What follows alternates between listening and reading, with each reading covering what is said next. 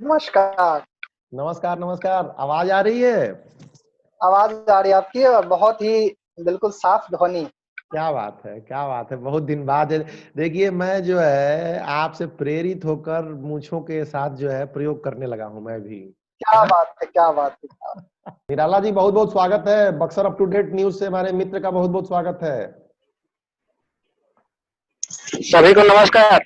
नमस्कार नमस्कार नमस्कार। नमस्कार नमस्कार। भैया, आप सुप्रीम कोर्ट के निर्देश से कुछ आप लोग गाइडलाइन लिए नहीं है, थोड़ा सा बैठ जाया करिए। आप लोग सोच आके वीडियो में बाद में जूनियर देखेंगे तो बड़ा अजीब लगेगा।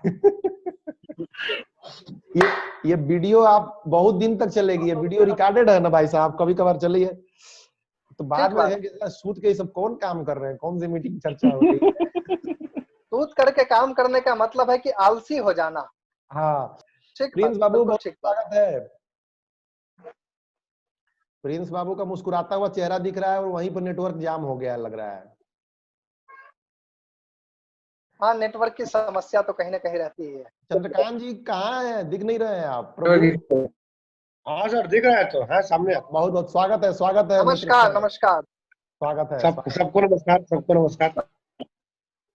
चर्चा ही हो रही थी, मैंने कहा कि दैनिक जागरण में चंद्रकांत जी काम करते हैं, लेकिन उनकी असली पहचान बक्सर टॉप न्यूज है। और डीएम हो, एसपी हो, कोई भी हो, किसी को कोई बात बतानी हो पहले बुलाया जाता है आपको।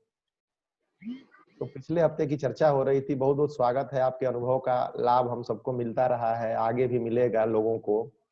चंद्रकांत जी, कई लोग सोचते हैं कि हफ्ते भर कोई मैसेज मुसेज नहीं हो रहा है तो मीटिंगवा कहीं कैंसिल ना हो जाए। हम ना छोड़ेंगे नहीं हम किसी को भी।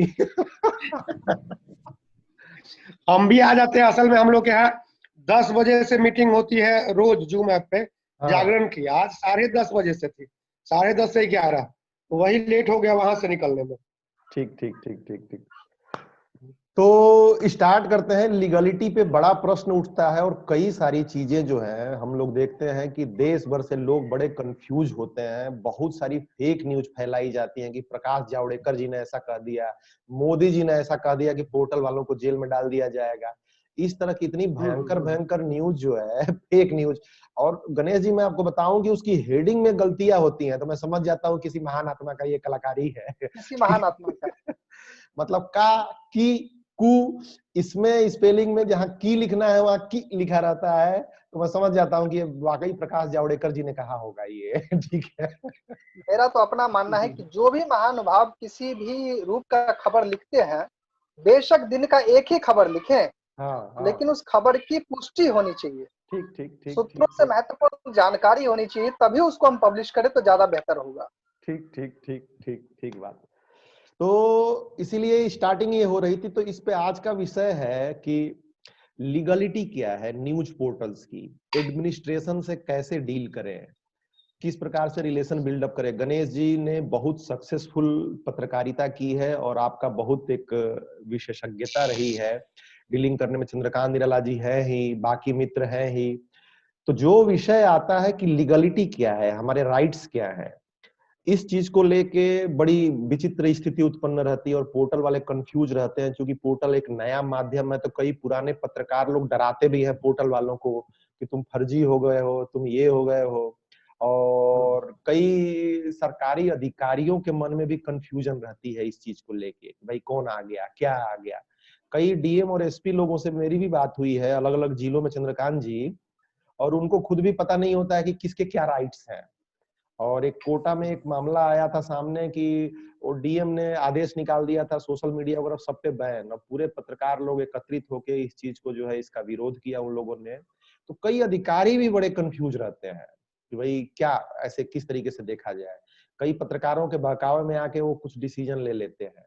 तो लीगलिटी, एडमिनिस्ट्रेशन से कैसे डील किया जाए, इस विषय पे, ताकि हमारे अधिकार बड़े साफ रहें और हम किसी के प्रश्नों का उत्तर दे सकें, ये आज का विषय है ब्रॉडली इस चीज को मैं लेके। तो निराला जी के एक बातों का भरपूर समर्थन करूंगा, जैसा कि इन्होंने विगत रविवार को कहा कि हमें काफी एक एक जिस करके जिले में बोला जाए तो बेहतर होगा। हमें जिन जिले में काम करना है, उन जिले के जो सर्वोच्च अधिकारी है उनको कॉन्फिडेंस में लेकर के वहां की खबरों के साथ तालमेल बनाना है। ये बहुत ही जरूरी है। और अधिकतर मित्रों को तो पता है, जिन मित्रों को नहीं पता है, मैं अपनी तरफ से एक छोटी जानकारी देना चाहूंगा कि हम कहीं भी विभागीय खबर के लिए जाते हैं तो जो भी सरकारी इमारत है उसमें कैमरा चलाने से पहले कम से कम वहां के जो विभागाध्यक्ष है उनकी अनुमति लेना बहुत ही जरूरी होता है, अन्यथा हमारे ऊपर कानूनी कार्रवाई की जा सकती है। अधिकतर जो मामले आए हैं अपने पोर्टल वालों के साथ, जो भी कुछ हुई है घटनाएं, वो ये भी हुआ है कि अगर हम सरकारी इमारत में कोई खबर कवर करने के लिए गए, किसी भी सरकारी दफ्तर में गए, तो हमने वहां बिना सूचना दिए खबर कवर किया है, जिसके कारण कई बार समस्याओं का सामना भी करना पड़ा। बिल्कुल बिल्कुल बिल्कुल। और इसी विषय पे विस्तार से चर्चा करेंगे हम लोग, एक एक करके कई सारे पहलू। कुछ जो प्रश्न आते हैं, मैं ताकि ये चर्चा सार्थक मोड़ एक लेकर चले, 40 मिनट का समय होता है जिसमें 13 मिनट निकल गया है। और प्रश्न क्या क्या आते हैं, कई बार सरकारी अधिकारियों से तालमेल की बात एक है, वो तो हम अगला विषय रखेंगे इसी चर्चा के अगले प्रारूप में। लेकिन ये प्रश्न आता है कि भाई क्या पोर्टल वाले लीगली वैध हैं, ये एक बड़ा प्रश्न है।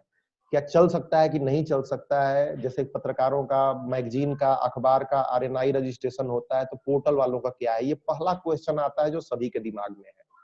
अगर ये नहीं है तो ऑप्शंस क्या है, ये दूसरा क्वेश्चन आता है। तीसरा क्वेश्चन आता है कि सरकारी जो मीटिंग्स होती हैं, कवरेज होती है, उसको हम कैसे, किस प्रकार से कवर कर पाए। उसके बाद चौथा प्रश्न आता है तालमेल का। तो इन एक एक विषयों पे रखी जाएगी बात। कुछ एक मैं शुरुआत कर देता हूं, चूंकि इस विषय पे मेरा शोध है, और लीगलिटी क्या है, हमारे राइट्स क्या है, ताकि बड़ा साफ हो जाए। इसमें ये चीज है कि सनसनाहट आ रही है, तो इसमें जहां तक मैं आप लोगों को बताऊं कि 3-4 तरीके से पोर्टल चलाए जा सकते हैं, जो राइट है। संविधान की जो स्वतंत्रता का अधिकार दिया गया है, एक सेकंड जरा रुकिएगा, मेरी बच्ची शोर कर रही है।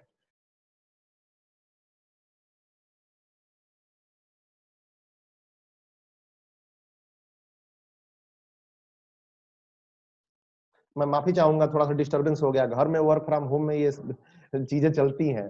तो 3-4 तरीके से पोर्टल को चलाया जा सकता है, बड़ा साफ है। जो सोशल मीडिया हम डील करते हैं उसमें भी हमें स्वतंत्रता का अधिकार दिया गया है, और धारा 19 के पहले अनुच्छेद में बड़ा साफ लिखा गया है कि प्रेस स्वतंत्र है और कोई भी व्यक्ति किसी भी चीज के बारे में जानकारी ले सकता है, बोल सकता है। इसके बाद दूसरा जो हमें सूचना का अधिकार मिला है 2005 के तहत, किसी भी सरकारी डिपार्टमेंट से हम कहीं से कोई भी सूचना ले सकते हैं। ये एक नागरिक का ही अधिकार है, बाकी अधिकार हम छोड़ भी देते हैं। तो एक नागरिक के अधिकार के तौर पे ही किसी भी चीज की हम कवरेज कर सकते हैं, किसी भी चीज की सूचना हम किसी से भी मांग सकते हैं। और उसकी प्रक्रिया है जो अभी गणेश जी ने बताई, जो अभी आगे हम चर्चा करेंगे। तो लीगलिटी का कोई प्रश्न नहीं है। अब ये नागरिक के तौर पे हम ये कार्य कर सकते हैं, और ये बड़ा साफ होना चाहिए, ये बड़ी क्लियर होनी चाहिए। संविधान की धारा का मैं लिंक भेज दूंगा आप लोगों को, किसके तहत हमारा राइट बड़ा सुरक्षित है, और हम किसी से भी इंटरेक्ट कर सकते हैं, कुछ भी हम स्पीच दे सकते हैं, जो बोलने का हमारा अधिकार है। तो इसमें तो कहीं कोई डाउट नहीं है, लिखने का अधिकार है। दूसरा प्रश्न आता है कि हमारे पास एक जो कानूनी एक पहलू है, इसमें और एक्सटेंशन कैसे हो सकती है। तो 3-4 तरीके का आप सपोर्टिव एलिमेंट ले सकते हैं। राइट आपका बड़ा सुरक्षित है, लेकिन सपोर्टिव एलिमेंट ये है कि अगर आपके पास कोई पत्रिका चल रही है, अखबार चल रहा है, तो वो आपका एक सपोर्टिव एलिमेंट हो गया, थोड़ा सा एड ऑन हो गया, पोर्टल इजीली चला सकते हैं। अगर वो नहीं भी है तो आप, आजकल उद्योग आधार चला हुआ है, उसमें अपना रजिस्ट्रेशन कराएं, और रजिस्ट्रेशन कराने के बाद उस नियम के साथ भी चल सकते हैं। वो छोटे उद्योग के रूप में भारत सरकार की वह एक इनिशिएटिव है, और उसके तहत इजीली चला सकते हैं, बिल्कुल फ्री ऑफ कॉस्ट है। तीसरा आता है कि अगर आप थोड़ा सा और बड़े लेवल पे करना चाहते हैं तो एक जीएसटी नंबर लीजिए, कंपनी के तौर पे चलाइए, कोई रोक टोक नहीं है किसी तरीके का। आज तक से लेके जितने बड़े पोर्टल्स हैं, सभी एक कंपनी के तौर पे ही चलते हैं, प्राइवेट लिमिटेड के ही तौर पे चलते हैं। चौथा आता है कि अगर आपका कोई एनजीओ चलता है, उसके सपोर्ट के साथ भी आप चला सकते हैं। तो कई सारे ऑप्शंस हैं, इसीलिए कहीं भी किसी भी मित्र को घबराने की जरूरत नहीं है, परेशान होने की जरूरत नहीं है कि किस प्रकार से किया जाए। दूसरा आता है कि इससे इसके संबंध में कई सारी गलतफहमियां फैली हुई हैं, फेक न्यूज है कि प्रकाश जावड़ेकर ने ऐसा कह दिया, ये कह दिया। प्रोपेगेंडा, जो एक मठाधीश लोग हैं न्यूज पोर्टल्स के खिलाफ एक प्रोपेगेंडा चलाते हैं। अब इस विषय पर आगे आप लोग राय रखिए। मैंने कहा कि एक बेस मैं तैयार कर देता हूं, अब इसके बाद जो है किस तरीके से रखा जाए, 3-4 प्रश्नों का आप लोग ध्यान रखें। लीगलिटी, प्रशासन से तालमेल कैसे बनाया जाए, हमारे खिलाफ यानी न्यूज पोर्टल चलाने वालों के खिलाफ जो फेक न्यूज चलती है मठाधीशों के खिलाफ, उनसे हम कैसे निपटें। तो इन विषयों पे बड़ा फोकस रहे और एक एक करके हम संबोधन करते हैं ताकि और ज्यादा विस्तार इस चर्चा को मिल सके। श्रीमान निराला जी अपने अनुभव का लाभ दें सभी को। धन्यवाद मिथिलेश जी, आपने जो जानकारी दी निश्चित रूप से वह सबके लिए लाभदायी है। और भारत देश जो है लोकतांत्रिक देश है, इसमें किसी की स्वतंत्रता में बाधा नहीं डाली जा सकती। तो ये एक राइट जो है अपना है, इसको जानना होगा सबको। और सबसे बड़ी बात ये है कि जैसे कि शुरू में ही चर्चा हो गई थी कि हम लोग अगर अपने लेखों को ये देखेंगे कि लेखों में शुद्धता हो, हमारी जो वैचारिक क्षमता हो ठीक ठाक हो। म्यूट हो गया है आपका। म्यूट हो गया है चंद्रकांत जी, तो लग रहा है दब गया है क्या उनके हाथ से। चंद्रकांत जी बोले, बोलिए। हाँ, कट गया था, एक फोन आ गया था। हाँ, तो यही मैं कह रहा था कि मतलब अपने अधिकारों को पहचाने, सबसे पहले तो जो आपने बताया। दूसरा कि अपनी मतलब लेखन क्षमता को भी ठीक ठाक करें। तीसरी एक और महत्वपूर्ण बात है कि आप जो लिख रहे हैं कहीं ना कहीं से उसकी पुष्टि होनी चाहिए। पुष्टि होती है तो इससे ये होता है कि आप भी अखबारों के समकक्ष आ जाते हैं। तब आप पे सवाल उठाने वालों को 50 बार सोचना होता है। कोई भी खबर आप लिख रहे हैं किसी अधिकारी के खिलाफ या किसी विभाग में, तो एक बार उससे बात कर लेने से ये होता है कि आपके खबरों की पुष्टि हो गई। तो ये सारे तरीके हैं जिससे कि हम लोग अपने आप को अखबारों के, या फिर जो लोग कहते हैं कि हम लीगल हैं और आप लीगल नहीं है, उन लोगों को जवाब दे सकते हैं। इसके अलावा अब रह गया रजिस्ट्रेशन के लिए, तो उद्योग आधार सबसे सुंदर है जो आपने बताया। उद्योग आधार पे हम लोग फ्री ऑफ कॉस्ट रजिस्ट्रेशन कर सकते हैं। जीएसटी भी 1000, 1500, 3000 में हम लोग जीएसटी का ये ले सकते हैं। उसके अलावा भी और तरीके हैं, लेकिन वो अलग मैटर हो गया। सबसे बड़ी बात है कि स्थापित जो भी लोग स्थापित है, वे कभी नहीं चाहेंगे कि कोई एक न्यूज पोर्टल वाला आए और उनको हिलाकर चला जाए। तो इसके लिए अपने आप को मजबूत तो करना ही होगा, जिस भी तरीके से हम लोग करें। सबसे ज्यादा यही एक है कि अपनी जो खबरें हम लोग लिखें, खबरों को पुष्ट बनाएं, खबरों को मतलब खबरों पे कोई सवाल नहीं उठे कि खबर गलती लिख दी गई है या फिर कुछ और इसके अलावे जो है अपनी लेखन क्षमता को दिन रात हम लोग उसको ठीक करने का प्रयास करते हैं। ठीक है निराला जी, एक एक करके आएगा। गणेश यादव जी, आपको आमंत्रित मैं करता हूं। प्रशासन से तालमेल में आपकी विशेषज्ञता रही है, फोकस करें चर्चा को, जनरलाइज करने के बजाय थोड़ा सा फोकस करेंगे हम लोग तो ज्यादा बेटर रहेगा।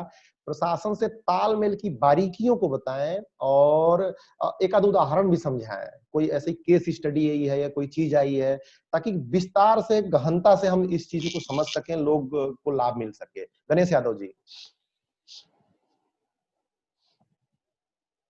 अनम्यूट कर लीजिए, अनम्यूट कर लीजिए गणेश यादव जी। धन्यवाद मिथिलेश जी। मैं निराला जी के एक बातों का भरपूर समर्थन करता हूं। जैसा इन्होंने बताया कि खबरों का संकलन बहुत महत्वपूर्ण है। जब खबरों का संकलन अच्छा होगा तो जो भी विभागीय अधिकारी है उनको आपके ऊपर किसी भी प्रकार से दोषारोपण करने में बड़ा संशय उत्पन्न होगा। पहला प्रश्न था। मैं अब अपने मुद्दे पे आता हूँ। जहां तक प्रशासनिक तालमेल की जरूरत है, मैं एक छोटा सा उदाहरण पेश करता हूँ। अपने दिल्ली के एक आईपीएस अधिकारी को मैं वैसे मिलने गया था, हाय हेलो करने के लिए मिलने गया था। मैं और मेरे एक मित्र थे। आवाज आ रही है आप लोगों को? जी जी जी, सुन रहे हैं, बताएं, सब आवाज आ रही है, क्लियर है। अधिकारी ने कहा कि भाई पहले ये बताओ, मैं जल्दी में हूँ, क्या चाय लोगे या क्या लोगे? हमने बोला नहीं सर कुछ नहीं, आपको बस एक सम्मान का वो प्रतीक था वो देना था और बस निकलना था कहीं हम लोगों को। बोला अरे यार तुम लोग इतने अच्छे मित्र हो, कुछ तो लेके जाओ। हम लोग बड़ा संशय में आ गए कि क्या देना चाह रहा है और अधिकारी, आईपीएस अधिकारी क्या दे सकता है? चाय पानी देगा और क्या देगा? बोला चलो मैं एक अच्छी खबर बताता हूँ, लेकिन कहीं पता नहीं चलना चाहिए। मैं बोला बताओ सर। बोला एक पुलिस कर्मी ने सुसाइड कर लिया है और आप उस जगह पे पहुंचो और वहां ये नहीं पता चलना चाहिए कि मैंने आपको बताया। और ज्वाइंट सीपी साहब आ रहे हैं, वो डीसीपी थे जिन्होंने हमें इन्फॉर्मेशन दी। बोले ज्वाइंट सीपी साहब को जरा सा भनक नहीं लगनी चाहिए। तो हम लोग यही किए कि फटाफट उनके ऑफिस से उनसे आईपीएस अधिकारी से पहले हम लोग पहुंच गए उस स्पॉट पे। आईपीएस अधिकारी जान करके 5 मिनट लेट हो गया हम लोगों के लिए कि इनको पहले पहुंचने देते ताकि मामले को जो है ना अलग अलग एंगल दिया जा सके।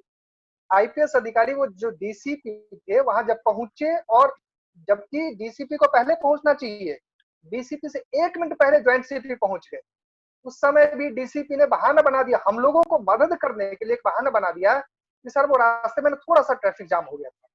तो देख लीजिए कितना सपोर्ट करना होता है। वो सपोर्ट इसलिए किए कि हम लोगों का एक तालमेल अच्छा था। और कोई भी पुलिसकर्मी अपने पुलिस के खिलाफ जो खबर है वो मीडिया को नहीं बताएगा। उन्होंने तब बताया क्योंकि हमारे साथ उनके अच्छे ताल्लुकात। तो ये बड़ा महत्वपूर्ण प्रश्न है कि किसी भी विभाग की खबर हम देखते हैं, लिखते हैं, सुनते हैं, करते हैं, वहां के जो उच्च अधिकारी होते हैं उनके साथ आपके तालमेल अच्छे होने चाहिए। किसी भी विभाग के हो, हमें फिर कभी भी किसी प्रकार की कोई दुविधा नहीं होगी खबर। ये बहुत सबसे महत्वपूर्ण प्रश्न है। तालमेल रखना बहुत जरूरी है। एक अगर कोई बीट अफसर है, बीट अफसर के साथ भी अगर आपके तालमेल अच्छे हैं, क्षेत्र की जो छोटी मोटी घटनाएं हैं वो अधिकतर उच्च अधिकारी से पहले बीट अफसर को पता चल जाता है। बीट अफसर आपको अधिकारी को कॉल करने से पहले भी आपको सूचना दे सकता है। तो जो भी एक अपने सूत्र है, मजबूत सूत्र है, उनको आपके साथ तालमेल बनाना पड़ेगा ताकि आपको कभी भी समय भविष्य में कोई दिक्कत नहीं आएगी। इन चीजों का ध्यान रखना पड़ेगा। जी बहुत सटीकता से आपने बातों को बताया गणेश यादव जी, और सच्चाई है ये कि देखिए इसमें एक दो चीजें मैं बस जोड़ना चाहूंगा कि कई बार ऐसे अधिकारी होते हैं जिनके साथ आपका तालमेल नहीं बैठता है। तो किसी एक डिपार्टमेंट में मेरा बड़ा सीधा सा सुझाव है कि कोई एक ही अधिकारी थोड़ी होता है, बहुत सारी चीजों में अलग अलग लोग होते हैं। तो किसी एक के साथ तालमेल नहीं बैठता है, दूसरे के साथ आप बातचीत रखें, तीसरे के साथ, लेकिन ऐसा नहीं लगना चाहिए उनको कि भाई डबल क्रॉस हो रहा है। तो कभी कभी कोई एक आध खुंदक वाले होते हैं कि नहीं लगाते हैं, पत्रकारों को हो गया, किसी को मुंह नहीं लगाते हैं। तो मुझे लगता है कि इस चीज का बड़ा हमें विचार करना चाहिए कि, और एक बैलेंस बना के रखना चाहिए। कई बार गलत सूचनाएं भी जो अधिकारी जानबूझ के भी देते हैं, तो उसकी भी पुष्टि इंटरनल तौर पे चंद्रकांत दयाला जी इसके बहुत सारे केसों से गुजरे हुए हैं और बहुत सारे मामले इनके सामने आए हुए हैं। तो चेक एंड बैलेंस वाली पॉलिसी मुझे लगता है कि बड़ी सक्सेसफुल रहती है इसमें, अगर इस चीज को ध्यान दिया जाए तो। अभय शुक्ला जी भी जुड़े हुए हैं, धर्म प्रकाश जी भी जुड़े हुए हैं। धर्म प्रकाश जी भी बहुत बहुत स्वागत है। धर्म प्रकाश मित्र, आप सुन पा रहे हैं? क्योंकि C1E64E22 आप ही का आता है। प्रशासन पे आपकी भी अच्छी पकड़ रही है, लीगलिटी पे हमने चर्चा की, और धर्म प्रकाश जी के बारे में थोड़ा सा आते हैं तो चलिए, अभी आवाज नहीं आ रही है उनकी। छत्तीसगढ़ लायन से प्रिंस हो, प्रिंस सुन पा रहे हो आप दोस्त? अनम्यूट करो आप प्रिंस। आवाज आ रही है मिथिलेश? आवाज आ रही है मेरी? जी आ रही है आवाज। ठीक ठीक ठीक ठीक। छत्तीसगढ़ लायन से प्रिंस।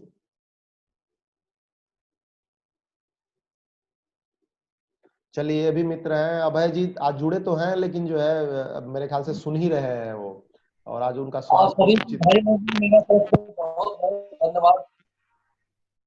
ठीक ठीक। अभी जो प्रिंस गणेश जी ने जो बताया, हम्म। उन्होंने जो जानकारी दी बहुत अच्छा जानकारी था। श्रील दास ये जी, अधिकारी क्या है कभी कभी देते श्रील हैं। दास जी, श्रील दास जी, आप बहुत मेरे ख्याल से अभी जुड़े हैं। एक सेकेंड श्रील दास जी, मेरे ख्याल से इससे पहले प्रिंस की शक्ल दिख रही थी। प्रश्नों को थोड़ा मैं क्लियर कर देता हूं ताकि बात रिपीट ना हो, नहीं तो उसमें क्या होता है कि दो तीन चीजें हैं। लीगलिटी क्या है, आरटीआई आप स्पेशलिस्ट है, तो आरटीआई के संदर्भ में आप बताइए कि सूचना निकालने के लिए आरटीआई के संदर्भ में क्या है कि सबकी विशेषज्ञता का हमें लाभ मिलेगा तो ज्यादा उचित रहेगा। नहीं तो जनरल चर्चा होगी, कुछ उसमें से निकलेगा नहीं, मसाला नहीं निकलेगा जो निकलना चाहिए, जिस्ट। तो आप आरटीआई को किस प्रकार से, आपने एक लंबा आपका कैरियर रहा है आरटीआई में, बहुत सारी चीजों का आपने सामना किया है, आप उसका बताइए कि पत्रकारिता को आरटीआई कैसे सपोर्ट कर सकती है, क्या हमें करना चाहिए, क्या नहीं करना चाहिए। आरटीआई पे फोकस रखें आप, क्योंकि सबसे बड़ा हथियार है किसी भी नागरिक के लिए, किसी भी पत्रकार के लिए आरटीआई। इस पे जरा फोकस करें आप सर, एकदम फोकस करें please. Right to information sir, मैं ये बताना चाहूंगा कि ये एक आम आदमी का ब्रह्मास्त्र हथियार है और इसको कमजोर करने के लिए बहुत से जो करप्शन में लिप्त हैं वो नहीं चाहते कि ये कानून सख्त और मजबूत ढाला करने के लिए काफी हथकंडे अपनाए जा रहे हैं। राजनीति में बहुत ज्यादा सामने आ रहे हैं कि इस कानून को खत्म कैसे किया जाए। और मैं समझता हूँ ये वो कानून है जो एक आम व्यक्ति जो है, जिसके आवाज को दबाया जाता है, जिसके प्रकरण को दबा दिया जाता है, उसकी जानकारी वो सेल्फ ले सकता है और इसी हथियार के तहत जो है जानकारी उसको मिलती है, जिससे बहुत सारे खुलासे होते हैं। जैसे मैंने बहुत सारे ऐसे ऐसे मुद्दों के विषय में आरटीआई के तहत जानकारी हासिल किया जिसमें काफी भ्रष्टाचार उजागर हुआ। कई अधिकारियों को जानकारी नहीं देने के कारण से पनिशमेंट भी हुआ, उनको फाइन भी हुआ, अवार्ड वगैरह को मिला। जो क्षतिपूर्ति राशि होती है कि आप नहीं दे पाए तो आपको इतना फाइन किया जाता है, वो आपका सीआईसी से होता है फाइन इनको। बहुत सारी चीजें ऐसी हैं कि आरटीआई के तहत पहले तो मैं जो काम करता हूँ पत्रकारिता में, जब मैं आया हूँ तो सबसे पहले मैं एविडेंस एकत्र कर उस चीज को क्योंकि कभी ऐसी बात आ जाएगी, कोई मान लीजिए न्यायालय में कोई प्रकरण दर्ज होता है तो मैं उसका जवाब दे सकूं। तो सबसे पहले मेरा काम है एविडेंस।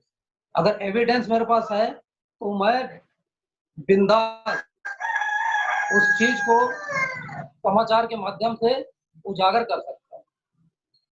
और मैं चाहता हूँ कि हर एक व्यक्ति को आरटीआई उपयोग करना चाहिए।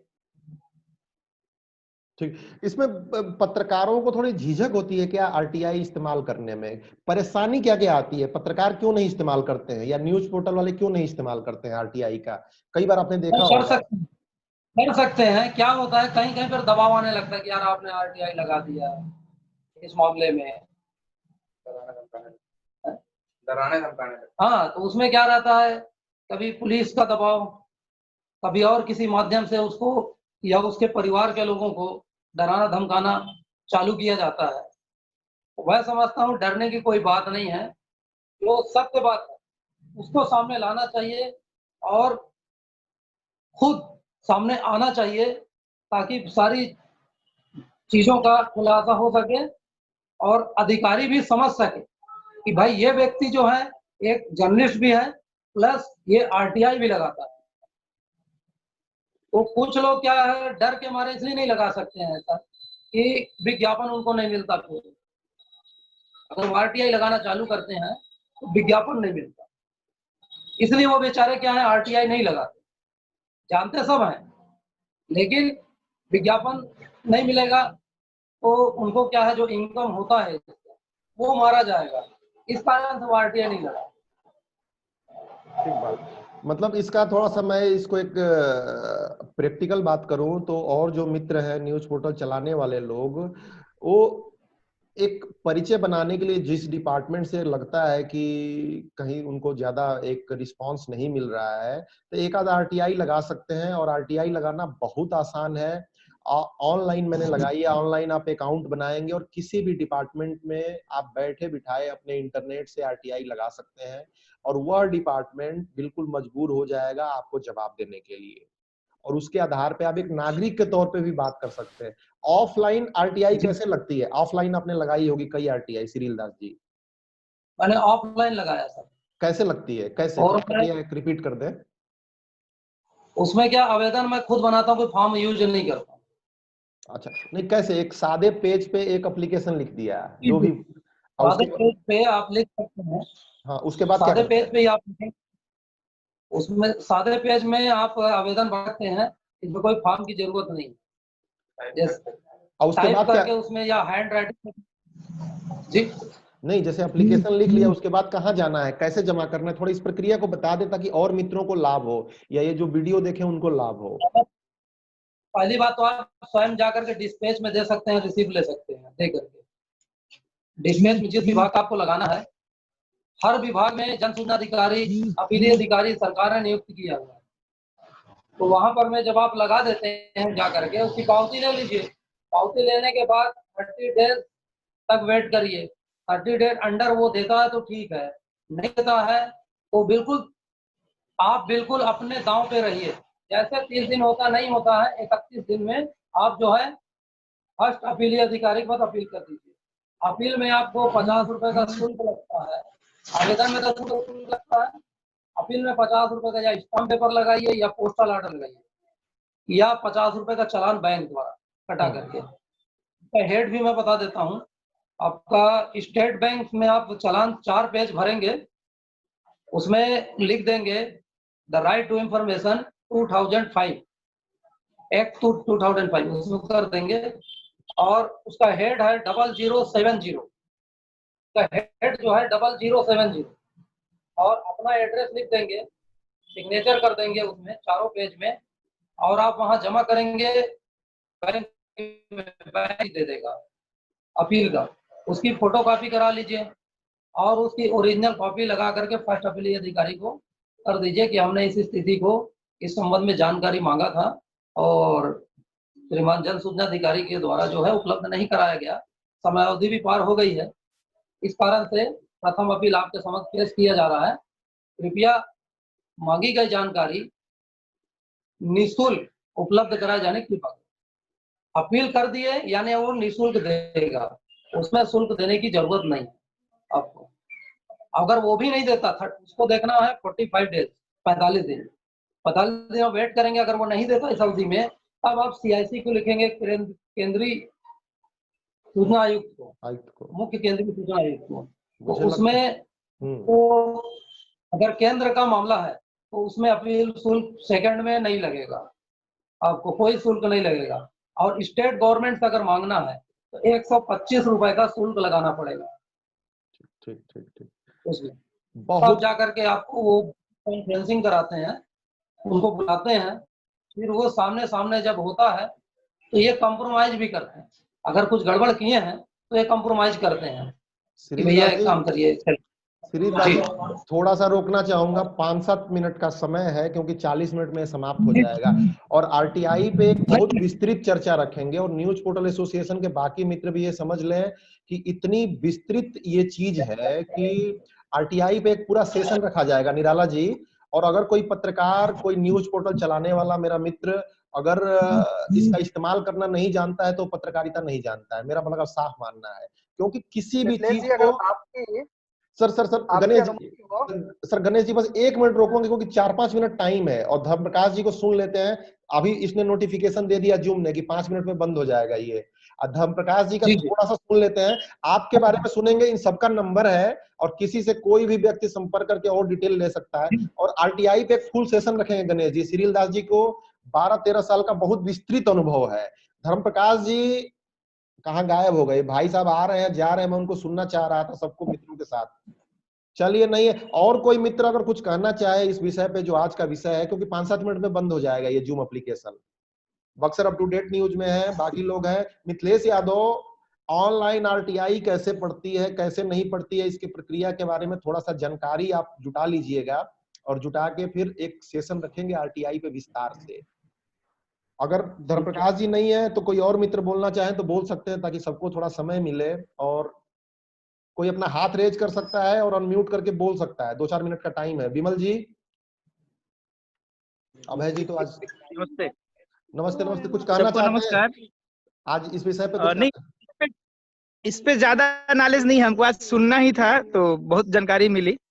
एक्चुअली इस पे हमको बहुत ज्यादा जानकारी नहीं थी पहले से कुछ। ठीक। लेकिन हम चाहेंगे थोड़ा और क्लियर हो कि मतलब जो आप बात कर रहे थे कि प्राइवेट लिमिटेड और फिर NGO, और चंद्रकांत भैया ने बोला कि GST का, तो GST का क्या इसमें मसला है? GST कटाना जरूरी है?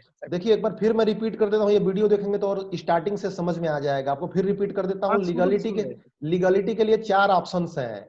आप सूचना के अधिकार के तहत भी, स्वतंत्रता के अधिकार के तहत भी ऐसे एक नागरिक के तौर पे आप कर सकते हैं, पत्रकारिता कोई रोकने वाला नहीं है। दूसरा, एमएसएमई में रजिस्टर्ड कर लें। तीसरा जो है, आप जीएसटी नंबर लेके कंपनी के तौर पे चला सकते हैं। चौथा, एक एनजीओ है तो उसके सहायता से चला सकते हैं। तो 4-5 ऑप्शंस हैं, तो अधिकार बड़े मजबूत हैं हमारे। मैं चर्चा को आगे बढ़ाता हूं और सिरिल दास जी का थोड़ा और लाभ लेते हैं। गणेश जी, आप कुछ पूछ रहे थे, प्लीज कंटिन्यू कर लें, क्योंकि धर्मप्रकाश जी गायब है अभी। मैं आरटीआई के संदर्भ में ही 2-4 बातें कहना चाह रहा था। जी। एक, तो हम जब भी आरटीआई लगाएं, जिस भी विभाग में लगाएं, उस आरटीआई का सदुपयोग करके उसको खबर के रूप में प्रकाशित करके आम लोगों तक पहुंचाए। जब आप आरटीआई लगाते हैं तो जाहिर तौर पे उस विभाग के आला अधिकारी का दबाव आपके पास आता है। लेकिन अगर आप दबाव में आकर के आरटीआई को वापस ले लेते हैं या फिर छोड़ देते हैं उसको, तो वही आपका नाम ब्लैक लिस्ट में हो जाता है, ब्लैक मेलिंग में आ जाता है।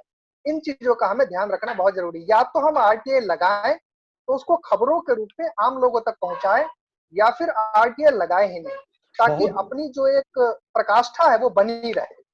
उदाहरण के लिए मैं बताना चाहूंगा कि साउथ के डीसीपी मिस्टर धालीवाल थे। साउथ का एक थाना था जहां कुछ उल्टा सीधा चल रहा था, भ्रष्टाचार का लेन देन। हमने उस थाने के संदर्भ में एक आरटीआई डीसीपी ऑफिस में जनसूचना अधिकारी के पास लगाया।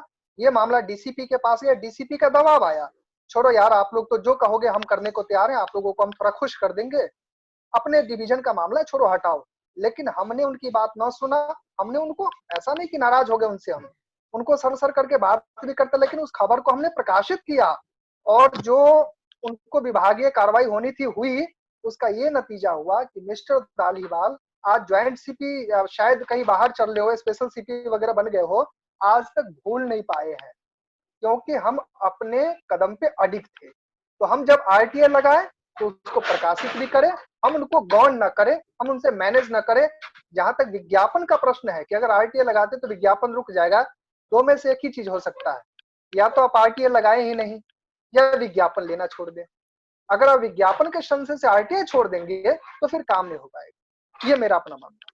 देखिए, विज्ञापन और पैसे के बारे में उस दिन चर्चा की थी।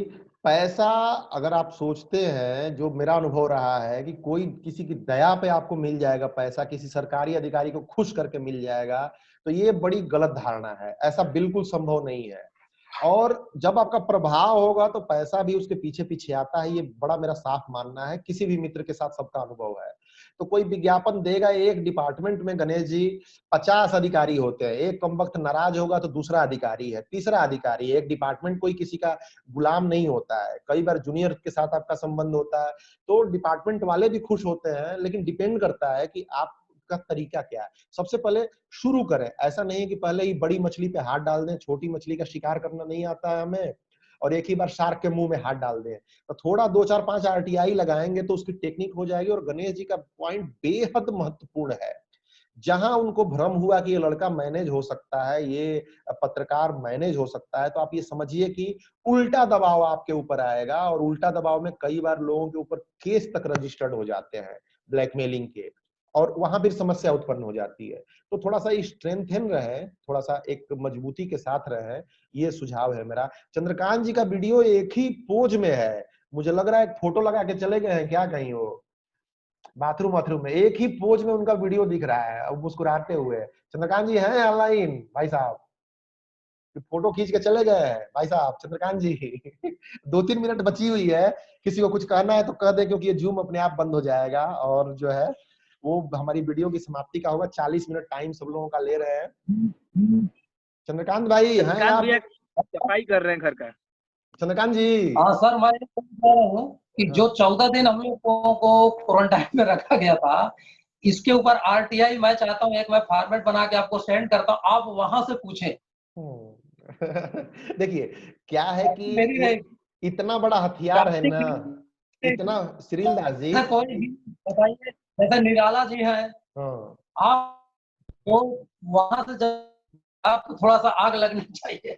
नहीं आदेश देखिए, का काफी इसमें दे नहीं रहे। श्रील दास जी सुनिए सुनिए, देखिए पत्रकारों के साथ या किसी भी आगे समाज में चलने वाले व्यक्ति के साथ बहुत सारी समस्याएं आती हैं, और व्यक्तिगत चीजों को छोड़ के हमें सामाजिक हित के बारे में विचार करना चाहिए, क्योंकि व्यक्तिगत में हम जहां फंसेंगे ठीक है, परिस्थिति आई गई उसको बाहर निकालिए। समाज के हित की हम बात सोचेंगे तो बड़े हथियार का सामाजिक उपयोग होना चाहिए।